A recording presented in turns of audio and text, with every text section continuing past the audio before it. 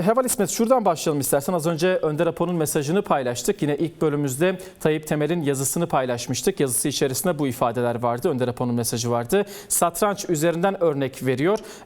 Yine içeriğinde hem karşılıklı olarak müzakerelerin açılması hem de bütün yükünün aslında kendisinin üzerine bırakıldığına dair de bir eleştirisi vardı bu yazı içerisinde, mesajı içerisinde. Sen konu üzerine ne düşünüyorsun?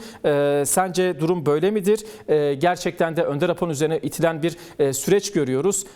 Bir yandan duruyor, kendisi bir adım atıyor, kendisi bir yol açıyor ve o yol üzerinden süreç ilerletiliyor. Bir yandan da görüyoruz ki işte meclis içerisinde farklı konularda tartışmalar yürütülüyor. Karşılıklı olarak hassasiyetlerin gözetildiğini söylüyor Önder Apo. Kendisi açısından söylüyor. Ancak iki tarafında birbirleri müzakere etmesinin yolunun açılmasına dair de ifadeleri var. Çok ağır bir yükü var Önder Apo'nun ve bu da aslında ifade edilmiş mesaj içerisinde. Peki Heval İsmet, sen ne düşünüyorsun bu konuda, mesaj içerisinde? Bunu buradan başlayalım, daha sonra çerçevesi ve sürece geliriz. Tabii en başta şunu belirtmek istiyorum. Yani daha önceki programlarda birçok defa aslında ifade etmiştim. Yani bu süreç Önder Apo'nun iğne ucuyla kuyu kazar gibi emek vererek geliştirdiği bir süreç. Zaten aslında mesaja baktığımızda da yani bu gerçekliği aslında görüyoruz. Yani bu süreç gerçekten Önder Apo'nun ilmik ördüğü ve bugüne kadar yani kök yasaya kadar getirdiği bir süreç ve ne yazık ki aslında tek taraflı bir çabayla bugüne kadar getirdiği Önder Apo bu süreci.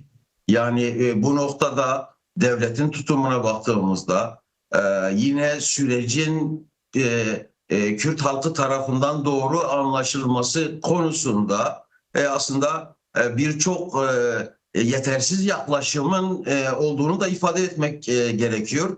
İşte Önder Apo aslında tam da mesajında yani bu yükün bu biçimde kendisine bırakıldığını ifade ediyor ve herkesi bir anlamıyla kendi görevlerini yerine getirmeye davet ediyor. Bunun çağrısını yapıyor. Yani o yüzden bu mesajda en fazla kendisine pay çıkarması gereken bizleriz Zeval Yunus. Yani çünkü mesaj yani ve gelinen nokta aslında bizim hala istenen düzeyde rolümüzü oynamadığımızın da bir eleştirisi, ilanı. Evet. Şimdi Özür diliyorum, sözünü de kestim, ancak aslında sormak istediğim konu tam olarak şöyle. Yani 50 yıllık bir mücadele var. Bir silahlı mücadeleydi, ancak bir taraftan da aslında fikir dünyasına da önemli katkılar sundu Önder Apo. Bu silahlı mücadelenin yanı sıra bu sunduğu katkılarla beraber belki de bugün işte kendisinde ya da başka Kürt Özgürlük Hareketi içerisinde mensup bulunan farklı kişilerin de yorumları içerisinde vardı. Bir idam sehpasından müzakere masasına çekilen bir Kürt sorunu gerçekliğiyle karşı karşıyayız ve bunun aslında büyük bir kısmını Önder Apo kendi başına halletmek zorunda kaldı ki mesajında da aslında buna dönük de kimi farklı açıklamalar ya da mesajlar da barındırıyor. Sormak istediğim soru şu: yani evet, çok ağır bir yükü var Önder Apo'nun. Bir taraftan Kürt siyasi hareketi, bir taraftan Kürt Özgürlük Hareketi de yine siyaset yapmakla uğraşıyor ve aslında Önder Apo'nun yükünü almakla uğraşıyor. Ama topluma da düşen bir sence pay yok mu? Toplum ne yapmalı bu konuda? Çünkü toplum içerisinde de farklı açıklamalar getirilmişti daha önceki mesajları içerisinde. İşte demokratik toplumun inşasına dönük bekleyen değil inşa eden tarafta olunması yönünde. Bu konudaki düşüncelerini merak ediyoruz.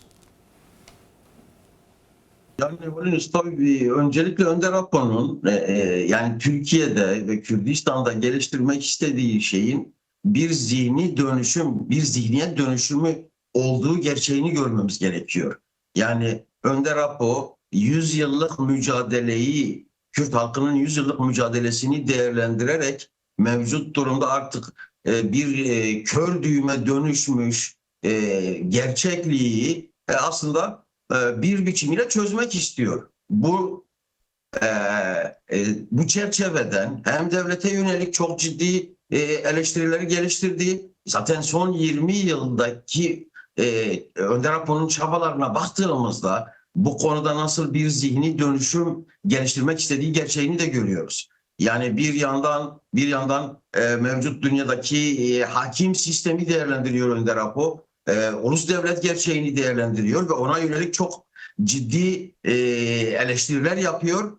Ama aynı zamanda bir halkın kendisini nasıl var etmesi gerektiği noktasında da çok açık perspektifler veriyor. Yani Kürt toplumunun kendisini geleceğe taşımasının yol ve yöntemini de ortaya koyuyor. Şimdi işte bu noktada bir toplumun kendi varlığını sürdürebilmesinin en temel araçlarını ve bu konuda yapılması gereken görevleri ortaya koyarak aslında çok net bir biçimde bu dönemde Evet. yapılması gereken görevleri önümüze koyuyor Önder Apo. Şimdi bu Heval İsmet.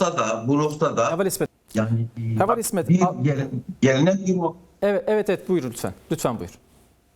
bir noktayı ifade ediyor. Yani 100 yıllık Kürt imha ve inkar siyasetinin aslında sonuçlandığını, bunun yerine entegrasyon ve demokratik müzakere sürecinin artık pratik adımlarının atıldığı bir süreçteyiz. Şimdi aslında yani bu noktaya gelinmesi Önder Apo'nun neredeyse tek yönlü çabalarıyla gerçekleşti. Şüphesiz Kürt Özgürlük Hareketi ve Kürt halkı Önder Apo'yu baş müzakerecisi ilan etti. Onun verdiği her türlü karara uyacağını, arkasında duracağını ifade etti ve günümüze kadar aslında bunu çok net bir biçimde de zaten ortaya koydu.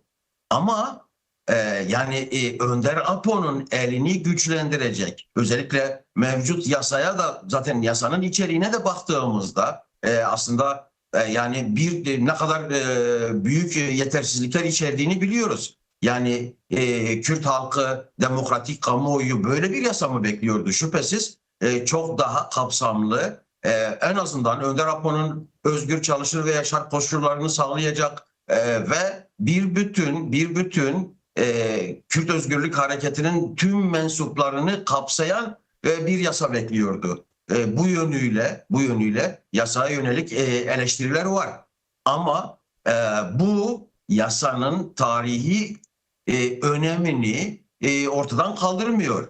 Yani ifade ettiğim gibi 100 yıllık inkar ve imha siyaseti artık bu yasanın yürürlüğe girmesiyle aslında son bulacak ve yeni bir dönem başlayacak. Zaten Önder Apo önceki mesajında bunu çok net bir biçimde ortaya koymuştu. Heval Yunus. Yani 1000 kilometrelik yolla başlamanın ilk adımı demişti.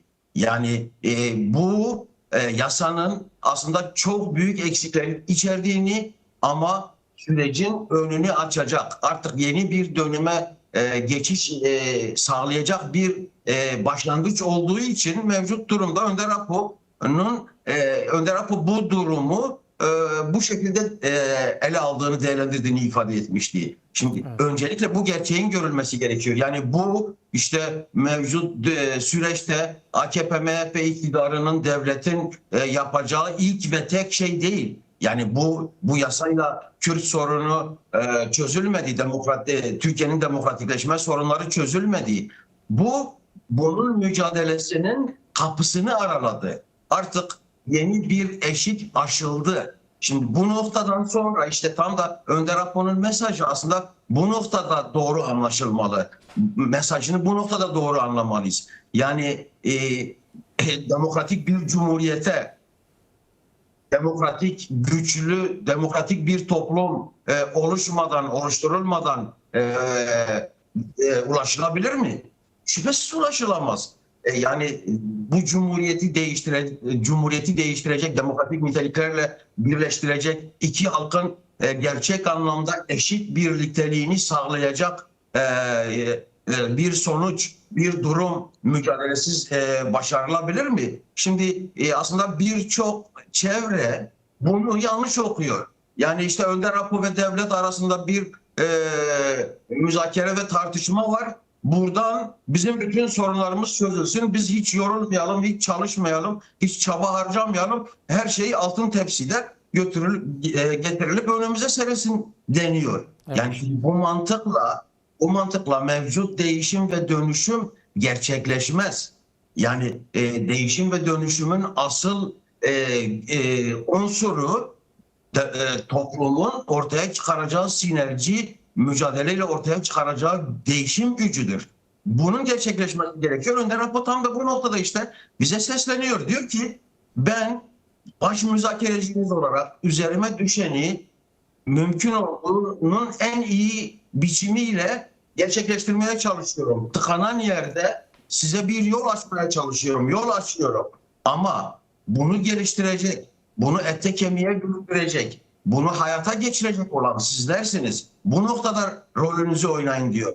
Bunu aynı zamanda devlet için de söylüyor. Yani bu sürecin başarıya ulaşmamasının yol açabileceği büyük kırılmayı Önder Apo gördüğü için aynı şeyi devlete de ifade ediyor aslında. Yani devlete ben senin görevini yerine getirmek zorunda değilim diyor. Yani değişim belli esneklikler gerektiriyor. Esneklikler sağlanmadan bir değişimin yaşanabilmesi mümkün mü? Ama aynı zamanda yeni dönem bir özümseme de gerektiriyor. Şimdi herkes açısından bu böyle Heval Yunus. Hem devlet açısından yani yeni dönemde gerçekten Kürt'ün varlığını ve özgürlüğünü devletin özümsemesi gerekiyor. Ve bunu hem meclisten çıkacak yasalarla ama aynı zamanda pratik yaşam içerisindeki uygulamalarıyla devlet göstermek zorunda Kürt halkına, Kürtlere, demokratik kamuoyuna bu işi sindirdiğini, gerçek anlamda bir çözüm istediğini göstermek zorunda. Şimdi bunu da herhalde Önder Apo yapacak değil. Bu devletin üzerine düşen bir sorumluluk. Ve Kürtler yani Kürt halkı, Türkiye'deki demokratik kamuoyu aslında devletin mesajını Sayın Bahçeli'nin yaptığı açıklamanın gerçekleşmesiyle oluşacağını ele alıyor. Nedir açıklaması? Yani Kürt'ün varlığı kabul edilecek, Önder Apo'nun özgür çalışır ve yaşar koşulları sağlanacak, Kürt güçleri demokratik siyaset yapabilme alanını kullanabilecek, dönecek, demokratik siyaset alanında mücadelesini yürütmeye başlayacak ve Türkiye'nin temel dinamiklerinden biri haline dönüşecek. Ama yani mevcut yasaya baktığımızda elbette ki sadece bir başlangıç olduğunu söylüyoruz. Tüm bunları gerçekleştirecek olan yani Kürtlerin Türkiye'de siyasi belirleyici bir role gelmesini herhalde AKP sağlamayacak yani. Şimdi bazı değerlendirmeler yapıyor. İnsan gerçekten hayretler içerisinde kalıyor. Yani Kürt siyaseti bir toplumsal güce dönüşmeyip toplumun geniş kesimlerinin desteği almadan nasıl belirleyici bir aktör olacak ki Türkiye'de? Bunu AKP mi bize yapacak? Herhalde AKP rakiptir. Evet. Yani diğer partiler rakiptir ama ne yazık ki süreçle ilgili şu konuya da vurgu yapmak istiyorum Evaluyoruz. Özellikle muhalefetin tutumuna ilişkin gerçekten anlamakta insanın zorlandığı bazı hususlar var. Doğru, genel anlamıyla işte sürece destek verdiklerini ifade ediyorlar. Ama herkes bu yasada hem hukuki teknik açısından hem gerçekten süreci ilerletecek mekanizmalar konusunda çok ciddi yetersizlikler olduğunu söylüyor. Ya peki bu muhalefetten tek bir olumlu öneri duyduk mu? Ya bu niye sadece bir kısım PKK'nın silahlı gücünü kapsıyor? Niye bütün PKK gücünü kapsamıyor noktasında muhalefetten bir eleştiri duyduk mu? Yani demokratikleşmeden söz ediyorlar. İşte antidemokratik uygulamalardan şikayet ediyorlar. Yani demokrasi mücadelesinin önünü açacak, Türkiye'de yeni bir sayfanın açılmasına olanak sağlayacak bu yasada olumlu anlamda net bir söz kuramıyorlar.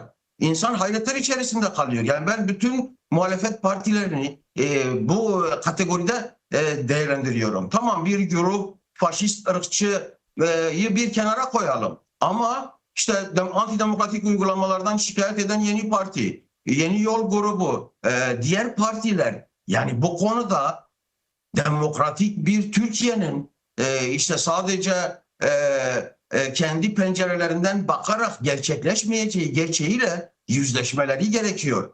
Yani Türkiye'de eğer gerçekten demokrasi güçleri bir araya gelecekse, yani sistem için muhalefetin de bu konuda artık bir açılım yapması gerekiyor. Yeni bir tutum ortaya koyması gerekiyor. Hayır, bu yasa eksiktir. Hiçbir PKK'li bu yasanın kapsamı dışında bırakılmamalı diyebilmeli. Önder Apo'nun sürece sunmasının yolunu açacak, onun özgür çalışır ve yaşar koşullarının sağlanması için net bir tutum ortaya koymalı. Ama insan söylemlerine bakıyor. Yani sanki yasa çok ileri düzeyde bazı unsurlar taşıyor da bunlar bu ileri düzeydeki unsurları engellemeye çalışıyorlar gibi açıklamalar insan duyuyor ve hayretler içerisinde kalıyor. Bu noktada bir tutum değişikliği gerekli. Yani Türkiye'de antidemokratik uygulamalardan şikayet eden herkesin özgürlük alanının açılması için pozitif bir tutum ortaya koyması gerekiyor. Önümüzdeki dönem tam da bu süreci geliştirecek asıl dinamik bu. Heval Yunus. Yani pozitif antidemokratik uygulamalara, Türkiye'nin daha demokratik değerlerle buluşmasına yönelik tutum aslında AKP iktidarının süreci ağırdan alan, çok geniş özgürlüklerin önünü kapatan tutumunu engeller. Yani bu yük sadece Kürtlere bırakılacak bir yük değil. Kürtler Önder Apo'ya bırakıyor. Türkiye'deki muhalefet yükü Kürtlere bırakıyor. Yani bu bir insanla ya da sadece bir toplumsal kesimle çözülebilecek bir şey değildir. Evet. Elbette ki Kürtler kendi özgürlük mücadelelerini sürdürecekler ama Türkiye'deki herkesin antidemokratik uygulamalardan müzdarip olan, şikayet eden herkesin bu sürece doğru katkı vermesi ve katılması gerekir diye düşünüyorum. Evet. Heval İsmet, aslında çok fazla vaktimiz kalmadı ancak bu konuyu ilerleyen zamanlarda yine seni ekranlarımıza alarak konuşmayı çok isteriz. Çok teşekkür ederiz katıldığın için, yaptığın değerli yorumlar için.